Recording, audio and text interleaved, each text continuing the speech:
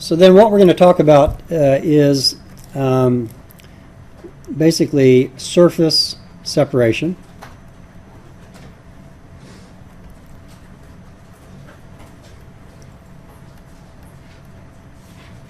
Processing. That's what we typically call this. We're processing the stream being produced, be it a well stream or multiple well streams coming through a manifold, or an entire pipeline of streams coming in, and we want to process it into at least two products: a sales product of oil, stock tank oil, and a sales product of gas, sales gas, pipeline gas.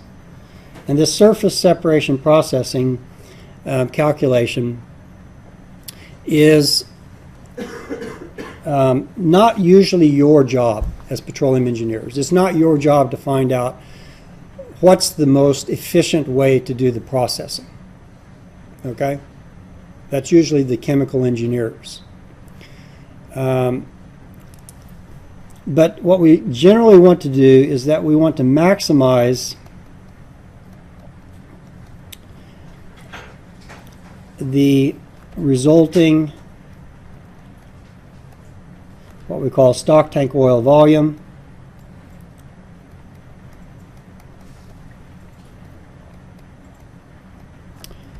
from a produced stream.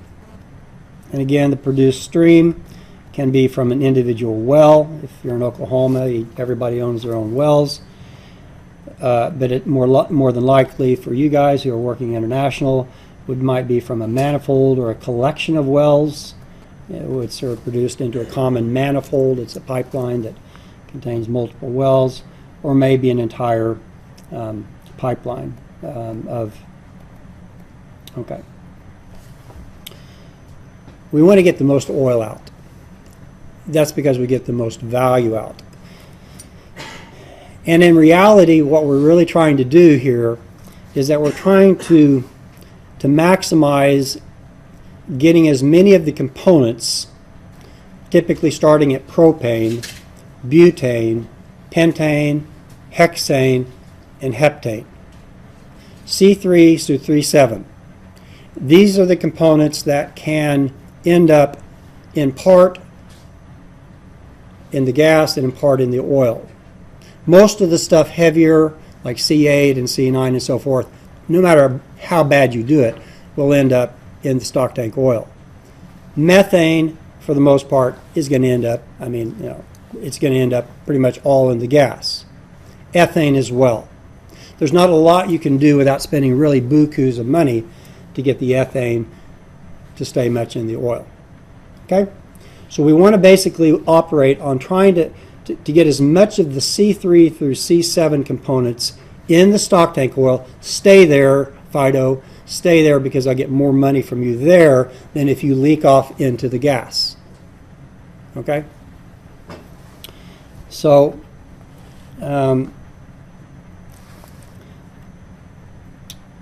so the reason for this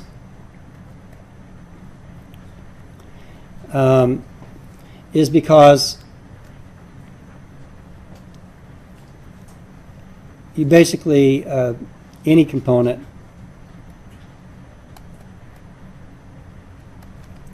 mole found in the stock tank oil has considerably more value than that component mole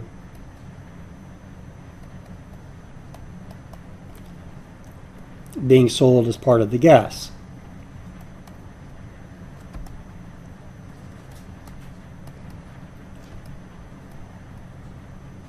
Okay, two products, oil and gas. And typically it's these components between C3 and C7 that can kind of go either way, either into the sales gas with low value, my imperialistic, dollar, and stock tank oil, where it'll have a higher value.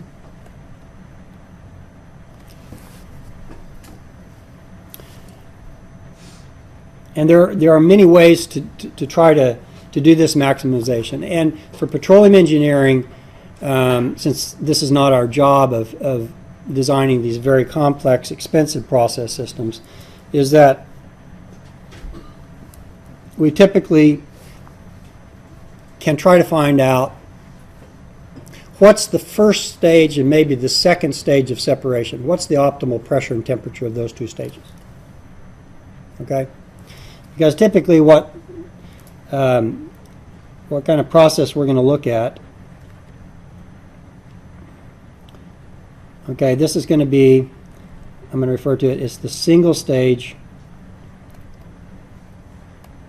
process.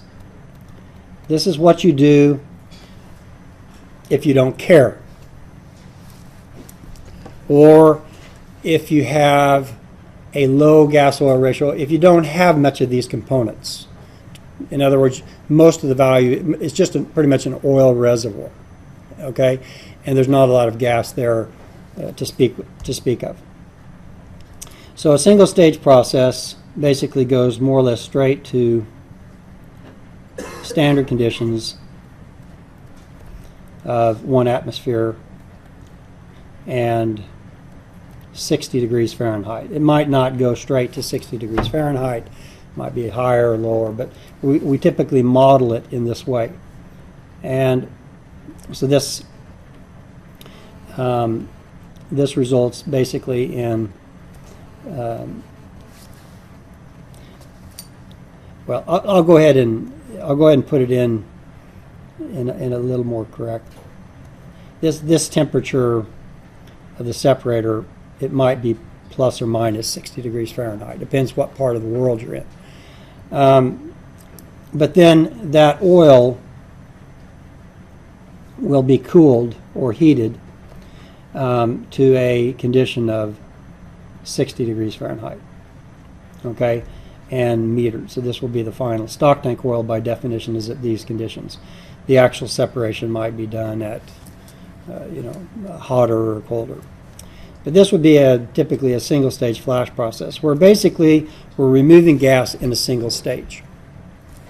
And then that gas is going off and we're getting a certain volume of gas here. We're getting a certain volume of surface oil here. And this process will always give you the lowest amount of stock tank oil. Okay? No matter what's coming in. So this is our stream. So this will give us our minimum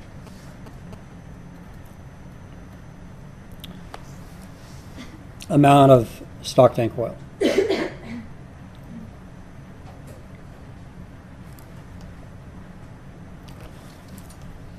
And it will typically give us a maximum amount of surface gas.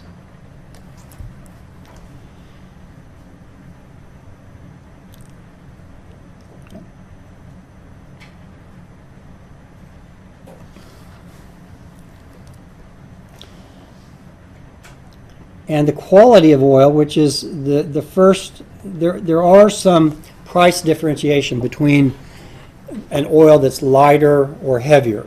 Okay, there's some other issues that also determine if it's $113 per barrel or $98 per barrel. Okay, it depends on the quality of the stock tank oil. Is a little bit associated primarily with the so-called API gravity.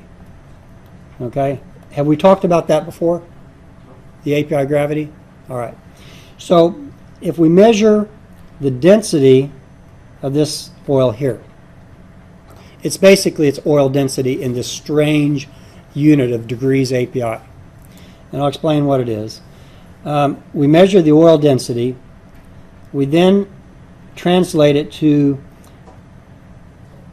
and because this gamma is specific gravity, in American English it's called specific gravity, and it's a liquid specific gravity because there's liquid specific gravity, or in the metric what it's referred to as relative density, I think.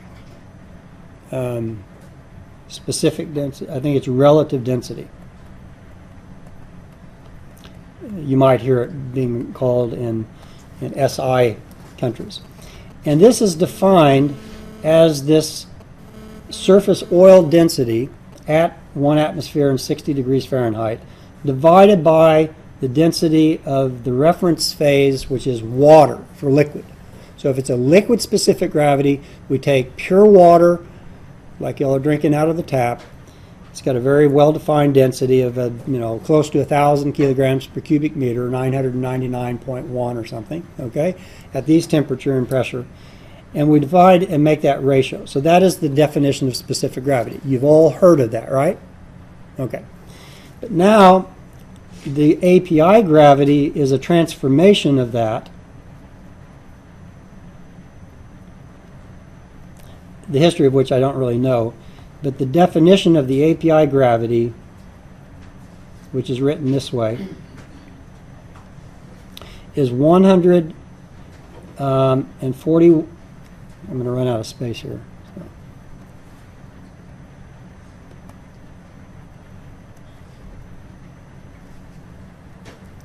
141.5 divided by that specific gravity,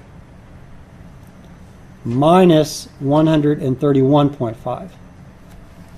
Now, what if we had a liquid that was water? What would its specific gravity be? Okay, if we didn't have an oil, or if we had a heavy oil.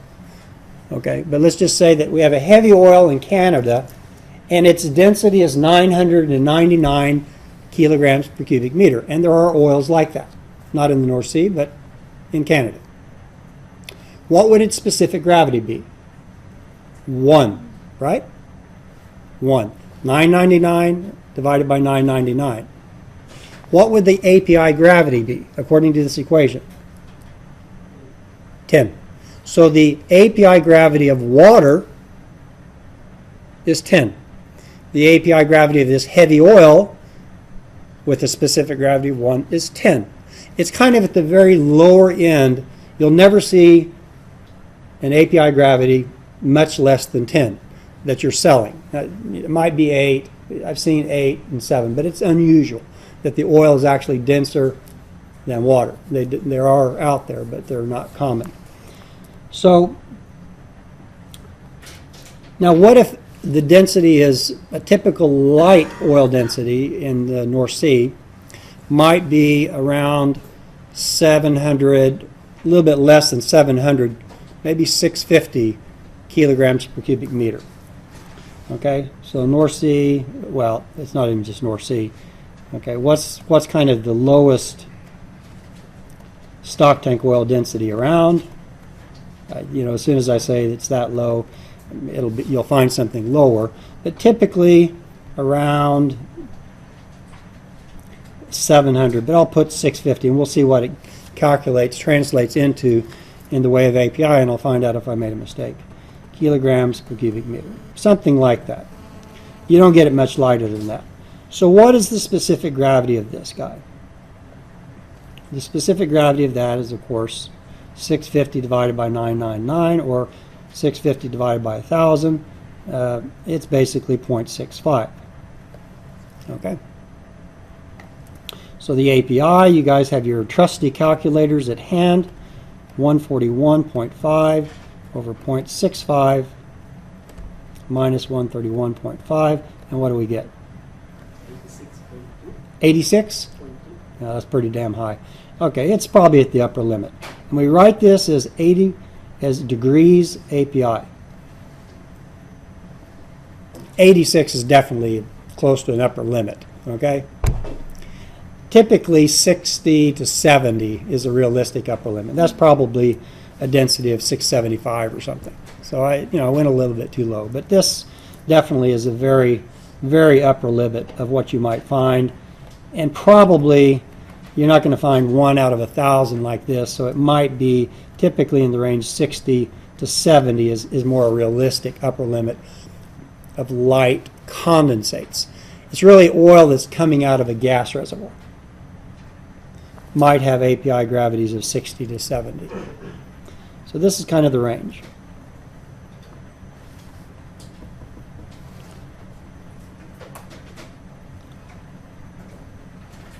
And in general, as a general rule, the higher the API, the more dollars per barrel. That's not completely true, but as a general rule, it may be. So the total range of API gravity is for stock tank oils is basically somewhere from around 10, slightly less than 10, to up around 70. Okay, most of the North Sea oil, yes. So just a question: when you sell oil, right? Yeah. Depending on what area it's from, it's called different.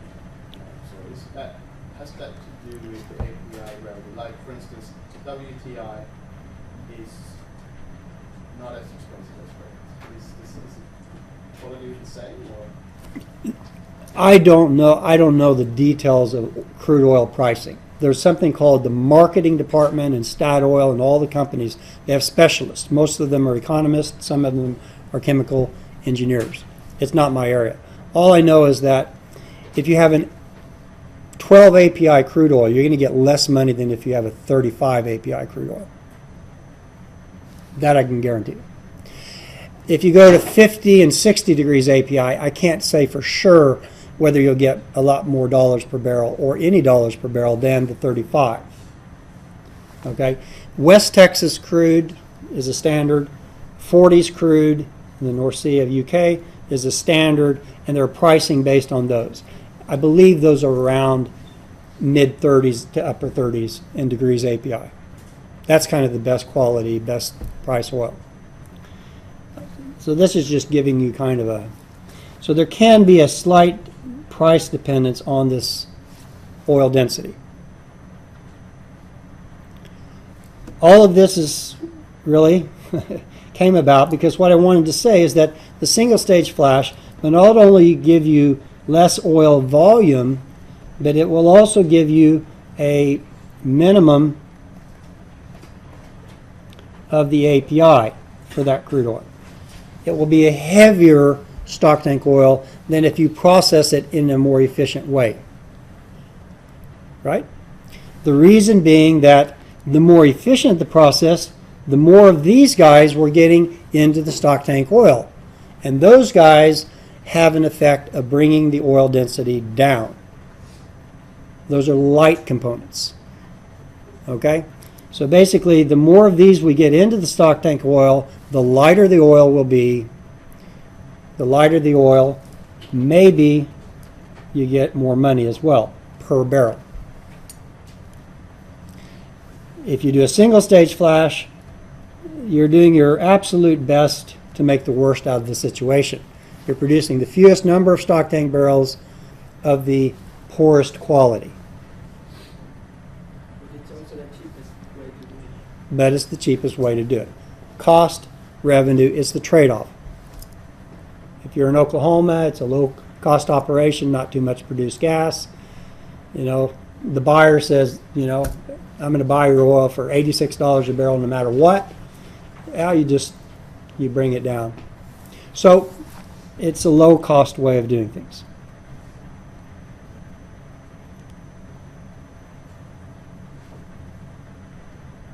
Any questions? So we've got this new concept of API. It's somewhat tied to stock tank oil API gravities. Okay, so that's all right. So that's the one kind of, and this last problem in the assignment is doing a simple single stage separator flash like this. Okay, and either for that problem or another fluid, I may give you another fluid for the next assignment, where I want you to compare the single stage flash with maybe a 3-stage flash. And we're going to start figuring out how much more money can I make if I produce 100,000 barrels per day. Okay? Because if you're making 100,000 barrels per day and you do it a little more efficiently and you get 108,000 barrels per day, 8,000 barrels per day times $100 a barrel is what? It's almost $1 million a day. Yeah, it's twice your annual salary.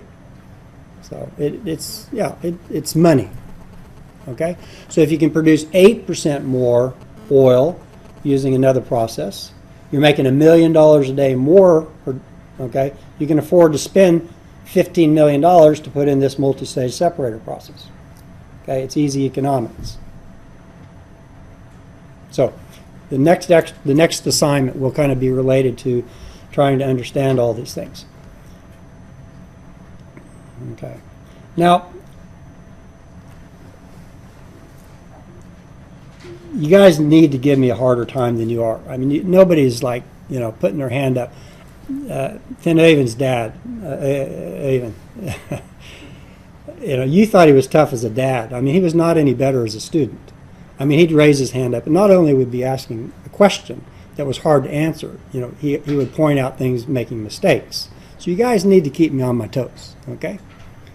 So when I say that a component sold as stock tank oil is more valuable than that same component sold as a gas, okay? We're not political science here. We're not anthropology. We're not psychology. These are all my kids, okay? We're engineers. You want to know, is it 5% more? Is it 50% more value? Is it 5 times as much value? You guys, you shouldn't go to sleep at night thinking about the lecture. He didn't tell us what is it 2% or is it a factor of 10? Okay? Yeah. So, somebody asked me, Curtis, how much more money can I make? How much more money can you make? Okay? Finish the sentence. How much more money can we make by putting some amount of moles of a component in the stock tank oil versus it being sold as gas? That's something that we should be able to figure out together. Okay? And on the Which part of the world are we talking about? Yes. Well, for instance, in Australia, we can sell cheap to yeah. So it depends the value of gas. Okay? That'll come into our formula. Whatever formula we come up with or calculation piece, that dollars per 1,000 standard cubic feet of gas is going to be an important number. Okay? That's what he's saying. But we want to try to figure that out. Now, if you want to, let me just try to go to my website that you guys are learning so well now, or it's in your favorites to be deleted at the end of the course, I'm sure. Let's see here. I need to get that. This one here. That's me. And I think there's a thing you can read. Put yourself to sleep. Let's see here. Miscellaneous. Handouts. There we go. It's called SPE TWA Pillars of Technology. And this was a thing that I was asked to write for the Society of Petroleum Engineers for young engineers like yourselves and students. And there's nothing here, looks like. What's the difference between a multinational oil company and a national oil company? And you guys are all going to get jobs in probably one of the two. So does it matter as a student looking for a job or a young engineer deciding they don't like where they are, we should go somewhere else? So this is supposed to be talking about that. There we go. Okay. And it's spooky to think of me as a pillar because I don't feel like a pillar. I feel like if I'm holding up anything, it's going to fall down soon. Okay? So the deal is that they ask people to write things, and then I talk about this. But in this article is a discussion of exactly what we're going to talk about here. Selling something as a gas or selling something as an oil. I decided I wasn't going to do just blah, blah, blah. I had to have some numbers in this thing. So what the numbers are in here is that any student can understand is this calculation of barrels per day, and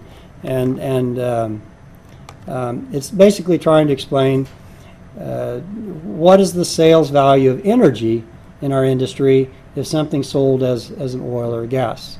So you've got this here, you've got the iPad. I'm not going to give it all the way here, but you can read it in a little more detail. I thought we'd just do a calculation now, try to figure it out, okay? And we're going to take some arbitrary amount of a component. So we're just going to pick, I'll pick a component, isobutane.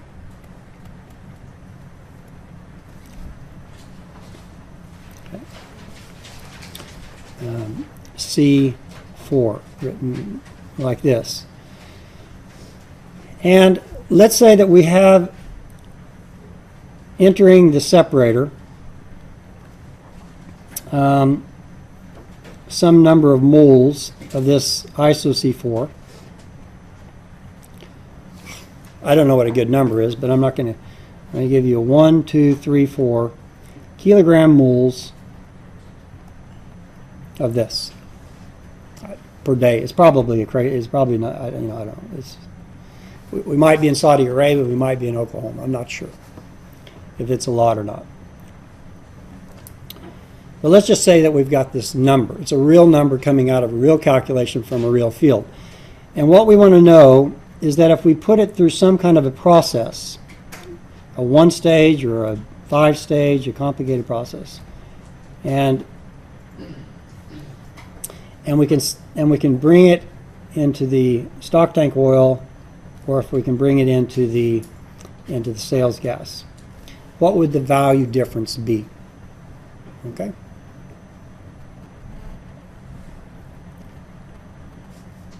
And I'm going to make the simplifying assumption that it either goes all to the gas or all to the oil, because that's kind of a fair comparison. Okay.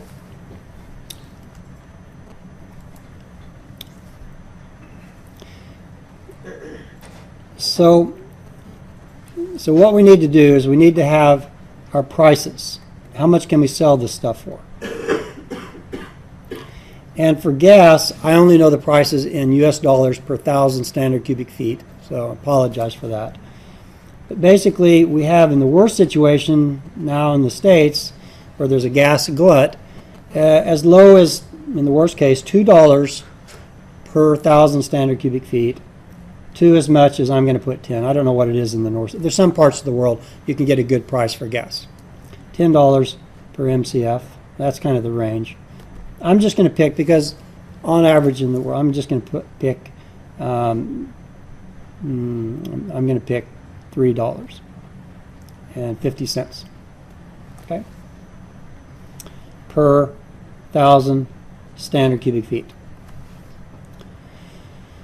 Remember, there are 35.31 standard cubic feet in a cubic meter, a standard cubic meter, or cubic feet per cubic meter, if you want to convert this for other purposes. One question. Yeah. I thought you have gas, oil, and natural gas. Okay. The components you sell. Okay. So generally, natural gas is a word used to describe. It's more a generic word. It can be the sales gas, but it could also say that's a natural gas. It could also be in the reservoir in the production. It's kind of a generic for. It's a natural gas being created from it. It could be coming from an oil. It could come from a gas reservoir. Okay. But when you sell components, can you sell between gas and oil? You have this natural. Oh, well, you might have something like natural gas liquids. Yeah. Okay, yeah, that's what you. So what Finnegan's saying is that you could take this gas in an expensive process, and you could break this into two products, or you could kind of. Well, it wouldn't be broken out there.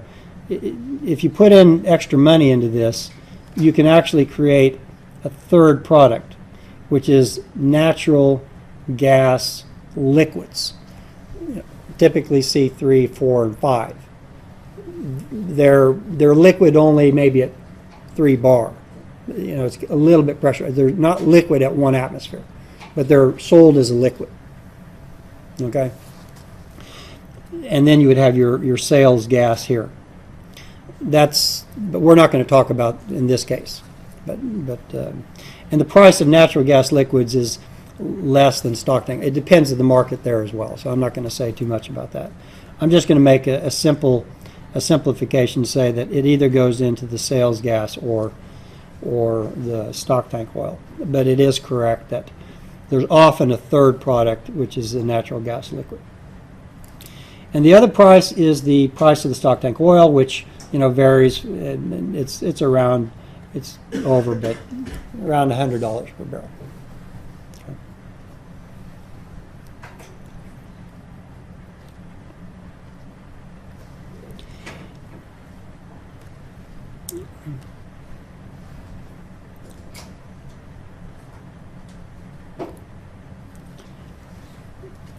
So to make this calculation, we need to convert moles to volume.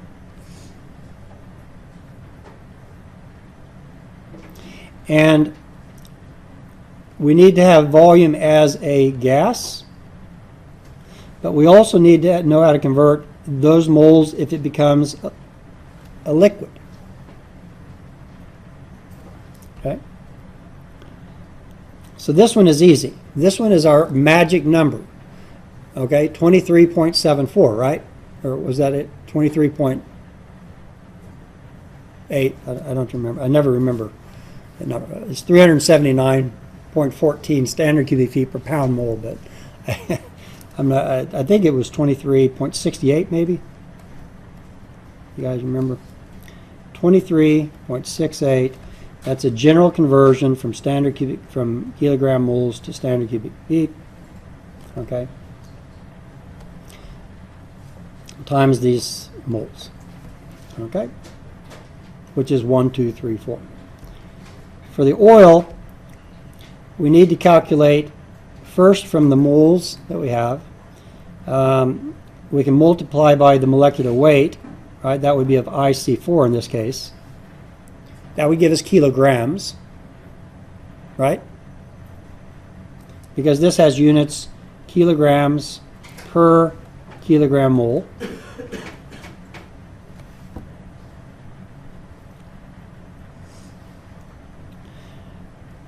But then we have to divide by the density of this IC4 as a surface liquid at standard conditions. Okay, as a surface liquid at standard conditions. And this you get from Appendix A. So we'll go there.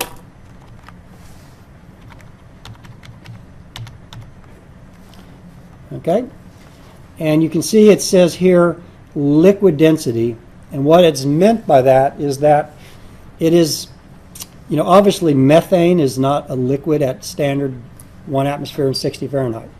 But this liquid density here of 329.7 for methane, what it's kind of saying is that if you could get a little bit of methane into the stock tank oil, its contribution to the volume would be according to that density. Okay? It's kind of a hypothetical liquid density because methane by itself is not liquid. But a little bit of methane inside the liquid will have effectively that kind of mass per volume. Okay? So it's an apparent liquid density. So if we go for isobutane, it's got an apparent liquid density of 560.7. So this density is meant to be to calculate the mixture density? To calculate, in a sense, it's used in connection with if that component finds itself in a stock tank oil, what is its effective density? It's, in a sense, its contribution to the volume of that overall liquid. Yeah, but I mean, if you have like the composition of the stock tank oil, Yeah. then can you multiply each composition by this density and get the approximate density? That's exactly right. Yeah. Yeah. So I'll come back to that, but that's what it is. That's discussed in Chapter 3. What he's saying is that you can, if you know the composition of the stock tank oil, and you have these densities, then you can calculate the volume, the total volume.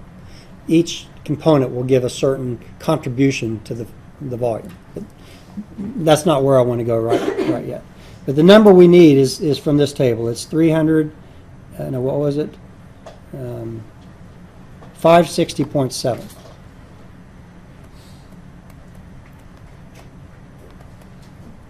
Okay.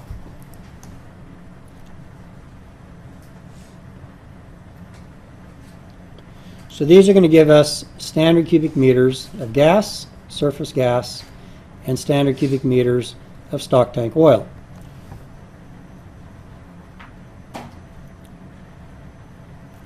And then we have to convert to barrels, and I think it is 6.28. Is it barrels per cubic meter, I think?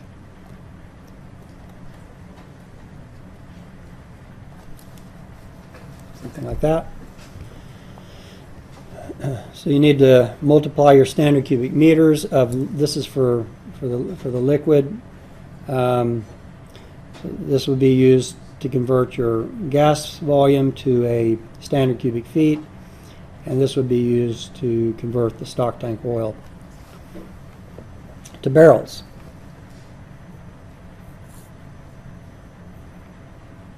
And once we get barrels, and what you need here for this price is you need 1,000 standard cubic feet, right? So you basically have got the. So do we want to calculate this right now? Anybody got a calculator? Okay. So the value as a surface gas is 1234 times 23.68, and then we've got that standard cubic meters divided by, multiplied by 35.31 to get standard cubic feet, and to get an MCF you need to divide by 1,000. That's MCF per standard cubic feet. This is standard cubic feet per standard cubic meter. This was standard cubic meter per kilogram moles, and that's what we start with, kilogram moles. And then times our price, which is somewhere in Pennsylvania, let's say, or New York, $3.50 US dollars per MSCF. And of course you see all these things canceling to get our dollars.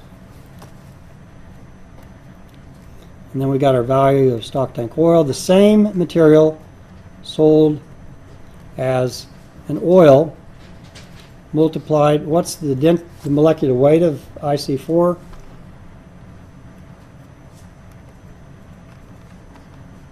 $58, I think. 58. 12 times 1 over density. Density was 560.7. We have to multiply by 6.28, and then the price, $100 per barrel.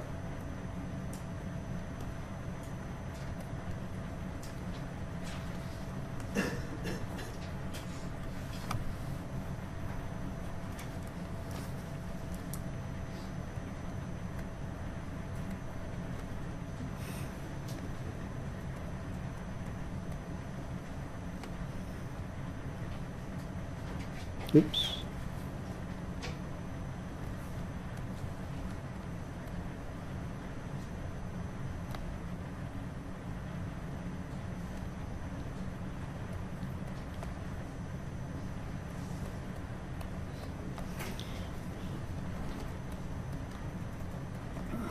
Okay. So what do we get?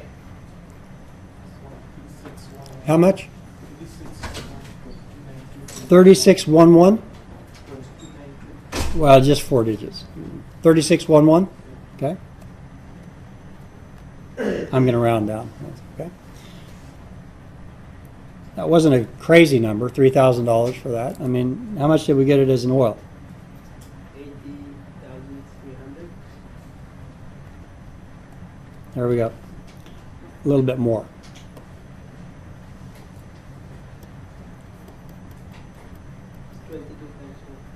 22?